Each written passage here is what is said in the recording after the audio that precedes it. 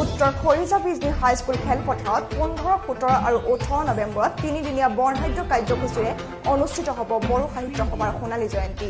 সেই উপলক্ষে উত্তৰ খৰিজা বিজনী হাইস্কুল খেলপথাৰত স্থাপন কৰা হ'ল বড়ো সাহিত্য সভাৰ লাইখুঁটা।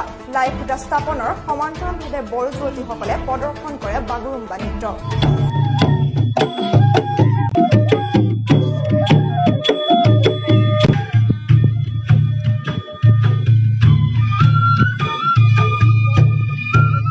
উল্লেখ্য যে জাতি ধৰ্ম বৰ্ণ ভাষা নিৰ্বিশেষে সৰ্বস্ত ৰাইজৰ সহায় সহযোগিতা কামনা কৰিছে উদ্যোক্তাসকলে। খাৰিজা প্ৰাইমাৰী বড়ো সাহিত্য সভাৰ প্ৰথম আমাৰ কাৰ্যসূচী লাইখুঁটা স্থাপন এইটো আজি হৈ গ'ল। আমাৰ বড়ো সাহিত্য সভাৰ 16, 17, 18 সেই অধিৱেশনত আমাৰ চিফ গেষ্ট মাননীয় আমাৰ BTCৰ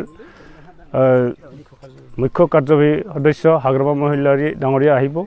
গতিকে আমাৰ আজিৰ এই আহি থকা 16, 17, 18 এই কাৰ্যসূচীত জাতি ধৰ্ম ভাষা নিৰ্বিশেষে সকলো